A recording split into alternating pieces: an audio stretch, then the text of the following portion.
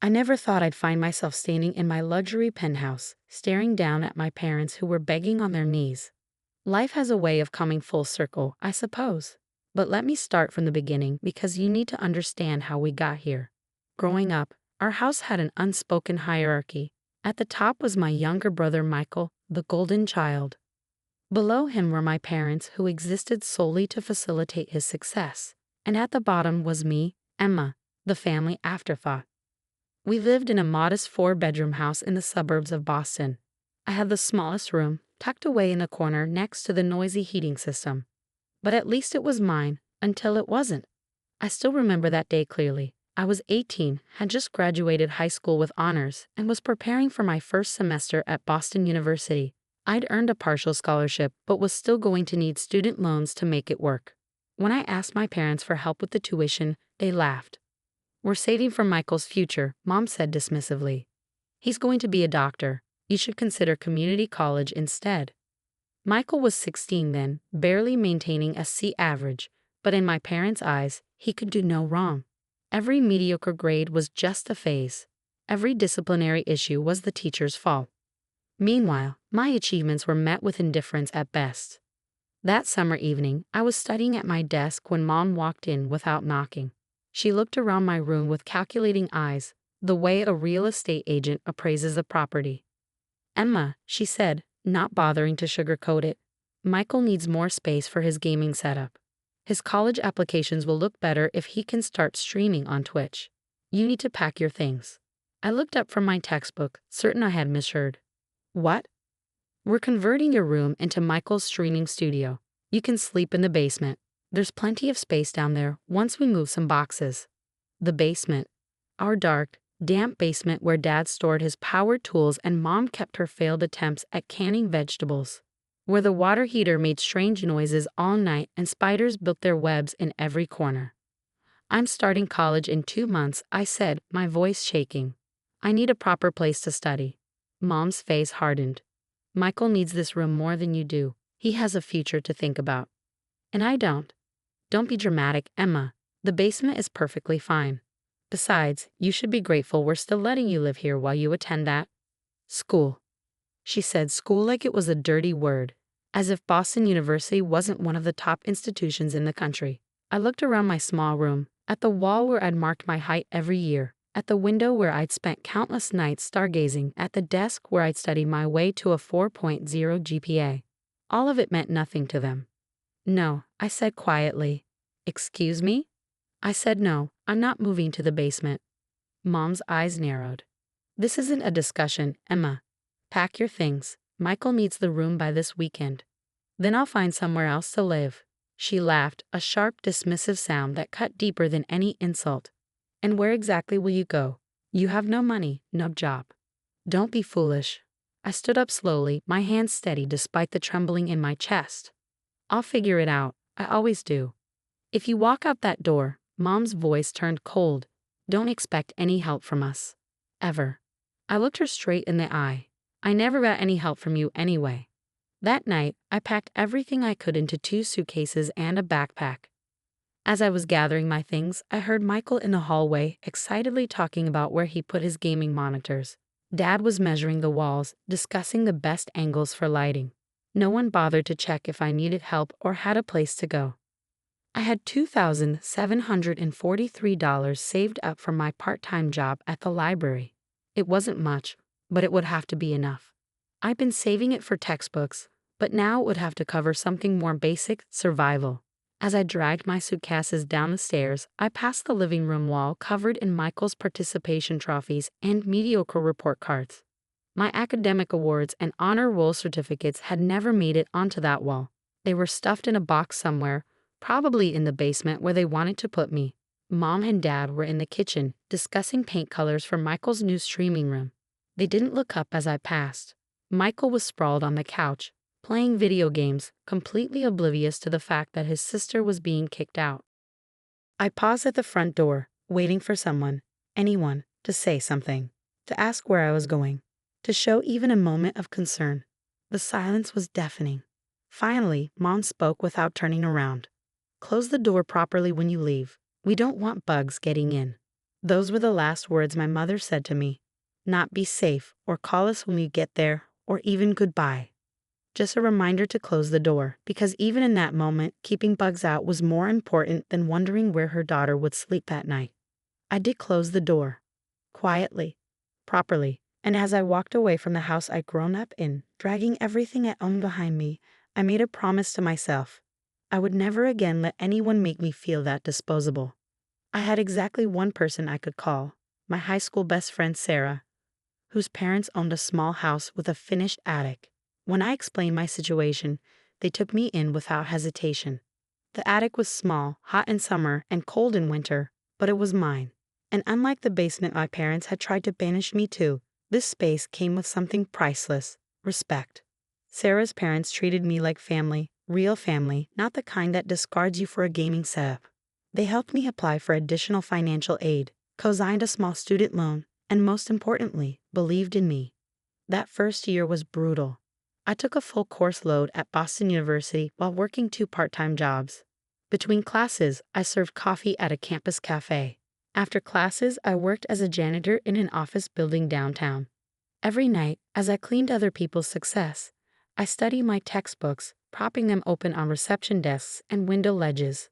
My parents never called, never checked if I was okay, never wondered if I had enough to eat or a warm place to sleep.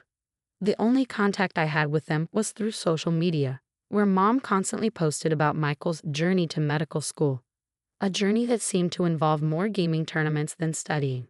But their indifference fueled me. Every ignored achievement, every dismissed dream, every moment they chose Michael over me, it all became rocket fuel for my ambition. I wasn't just studying business administration anymore. I was learning how to build something no one could take away from me. During my junior year, while cleaning the office building, I noticed a pattern. Every night, I'd empty dozens of paper cups from desks, wipe coffee rings off expensive furniture, and collect forgotten lunches from tiny break rooms. The waste was staggering, and not just in materials. The entire office workflow seemed inefficient. That's when I had my first real business idea. What if there was a way to make offices both more sustainable and more efficient? What if the same service that kept spaces clean could also help them run better? I spent months researching, developing a business plan between classes and cleaning shifts.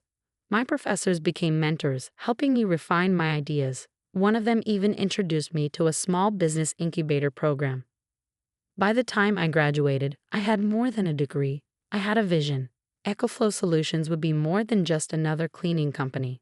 We would revolutionize how offices functioned, combining sustainable practices with workflow optimization. The next few years tested every ounce of my determination. I lived on ramen noodles, worked 18-hour days, and learned more from my failures than any business class could teach me. But slowly, steadily, EcoFlow grew. Our first major contract came from the same building where I used to clean toilets. They took a chance on my innovative approach, and the results spoke for themselves. Within 6 months, we had reduced their operational costs by 30% while cutting their environmental impact in half. Word spread. Other companies called. Our client list grew. I hired more people, expanded our services, and kept pushing the boundaries of what an office management company could be. All the while, through social media, I watched my family's carefully curated story unravel. Michael never made it to medical school. His gaming career fizzled out. My parents poured money into one failed venture after another, trying to force their golden child to succeed. But I was too busy building my own success to care. Or so I thought. 10 years after walking out of my childhood home, I stood in my penthouse office on the 30th floor of the EcoFlow Tower. Yes, I now own the building where I once cleaned toilets. Life has a strange sense of poetry sometimes. The company had grown beyond my wildest dreams. We had offices in 12 cities, over 3,000 employees, and a reputation for transforming how businesses operate. Last year, Forbes featured me in their 40 Under 40 list. The irony wasn't lost on me. The daughter who had no future now had a future worth 9 figures. I was reviewing quarterly reports when my assistant Linda buzzed in. "Ms. Walker, there are some people in the lobby insisting on seeing you. They say they're family." My hand froze over the keyboard. Names? David and Margaret Walker, and a Michael Walker. A decade of memories crashed over me like a wave. The basement. The gaming room. The closed door. How do they look? I asked, my voice steady. Worn out. Definitely haven't seen the inside of a Nordstrom lately. The younger one, Michael. He keeps adjusting his collar like he's not used to wearing a tie. I walked to my floor-to-ceiling windows, looking down at the city I now commanded. Send them up. 10 minutes later, they shuffled into my office. Mom's designer handbags were gone, replaced by a worn purse with a broken strap. Dad's confident stride had become a tired shuffle. And Michael, my once golden brother, looked like he'd been spending more time with fast food than fast computers. Emma, Mom stepped forward, arms outstretched as if the past decade had never happened. You look successful. I didn't move to hug her. What do you want? Dad cleared his throat. Can't parents visit their successful daughter? They could. I sat down behind my desk. If they hadn't kicked her out and ignored her for 10 years. Mom's face crumpled. We've had some difficulties. Michael's gaming career didn't quite. Streaming just isn't what it used to be, Michael interrupted. The market's saturated now. I raised an eyebrow. And medical school. He looked away. Mom jumped in quickly. We've had some financial setbacks. The house, we had to take out several mortgages to support Michael's ventures. And now the bank. They're foreclosing, Dad finished. We'll be out on the street in 30 days unless someone helps us, Mom said softly. Family helps family, Emma. I leaned back in my chair, letting their words hang in the air. Through my windows, I could see their reflection. 3 desperate people superimposed over the skyline I built. Family helps family, I repeated slowly, like when you helped me with college, or when you gave me the basement instead of kicking me out completely. That kind of family help. We made mistakes, Dad admitted. We see that now. But you've done so well for yourself. Surely you can find it in your heart to help your parents, your brother? I opened my laptop and pulled up some figures. Let's see. You need $478,000 to clear the mortgages, another $125,000 to pay off Michael's credit cards, plus whatever other debts you're not telling me about. That's quite a lot of family help. Mom's eyes lit up with hope. You've looked into our situation already, so you'll help. No.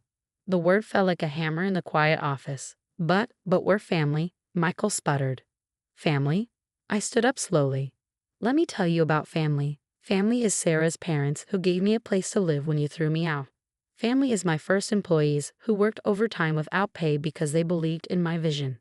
Family is the mentors who guided me, the friends who supported me, the people who saw my worth when you couldn't. We're your blood, Mom protested. Blood? I laughed. Blood didn't stop you from sending me to the basement. Blood didn't make you care about my achievements. Blood didn't even make you check if I had somewhere to go that night. I walked around my desk, enjoying how they shrank back slightly. Do you know what I did last Christmas? I paid off student loans for 50 of my employees. Last month, I funded a women's shelter. Every year, I give scholarships to students who, like me, have no one to support their dreams. That's what I do with my money. I help people who deserve it. Please, Mom whispered. We have nowhere else to go. There's always the basement, I said coldly. I hear it's perfectly fine for family members you don't value. Dad stepped forward. Emma, be reasonable. You can't just let us become homeless. Actually, I can, and I will. I pressed my intercom. Linda, please escort my former family out of the building. And update security, then not to be allowed in again.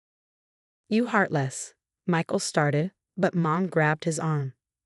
Maybe we can talk about this another time, she said, when you're feeling more charitable. I walked to my office door and held it open. Goodbye, Mom. Dad, Michael. Close the door properly when you leave. We wouldn't want any bugs getting in. The look on their faces as they registered their own words from 10 years ago. It was almost worth all the pain they caused. After they left, I stood at my window, watching them exit the building. They looked small from up here, 3 bent figures shuffling along the sidewalk where I once walked with my suitcases. Linda came in with coffee. She always knew when I needed it. You okay, boss? I turned from the window. Schedule a meeting with our foundation director. I want to increase funding for youth homeless shelters. She nodded, understanding perfectly. And the shelter on Maple Street, the one your parents will probably end up at? Make sure they have space, I said after a moment, but not in any of the private rooms. The general dormitory should be fine. After all, they're used to making people sleep in basements. They can experience what that feels like. That evening, as I drove home to my penthouse, I passed by my old neighborhood. Our old house was clearly visible, the foreclosure notice stark against the faded door. The window of my old room still had the gaming light strips Michael had installed. I didn't stop. Some people might call me cruel for turning my back on family, but family isn't just about blood. It's about choice. It's about respect. It's about recognizing worth. My parents had their chance to be family. They chose Michael instead. Now they could live with that choice in whatever shelter would take them.